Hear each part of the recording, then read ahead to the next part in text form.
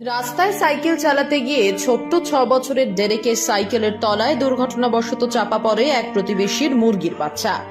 মুহূর্তের মধ্যে ভয়ে আর অপরাধে কেঁদে ফেলে সে, কিন্তু কান্না থামিয়ে যা করলো তা শুনে অবাক হয় পুরো দেশ। নিজের টিফিনের জন্য বাবার দেওয়া মাত্র 10 টাকা আর আহত পাখিটিকে নিয়ে ছুটে গেল পাশের হাসপাতালে। ছোট্ট দুটো হাত কাঁপতে কাঁপতে এক হাতে পাখিটা আর এক হাতে 10 টাকার নোট বাড়িয়ে দিয়ে ডাক্তারের সামনে রেখে বলল, দয়া করে একে সুস্থ করে দিন, এই টাকা আপনি রাখুন। ডাক্তার মুহূর্তে থমকে যান।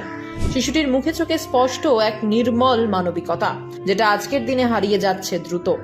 এই ছোট্ট বাচ্চাটির মনে ছিল না টাকার মূল্য, ছিল শুধু প্রাণ বাঁচানোর তাগিদ। যদিও মুরগির বাচ্চাটি তখনও মারা গিয়েছিল, কিন্তু ডেরেকের কাজ প্রমাণ করে দিল মানবতার বয়স দেখে আসে না।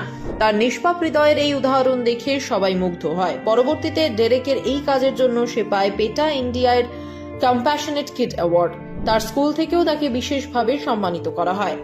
আজ যেখানে কোনো দুর্ঘটনা ঘটলে মানুষ পালিয়ে বাঁচার চেষ্টা করে, সেখানে 6 বছরের এক শিশু নিজের টিফিনের টাকা খরচ করে চেষ্টা করছে অন্য এক প্রাণকে বাঁচানোর। সত্যি ছোট ছোট মানুষেরাই মাঝে মাঝে বড় বড় শিক্ষা দিয়ে যায়, কিভাবে মানবতা এখনো বেঁচে আছে আমাদের ভেতর।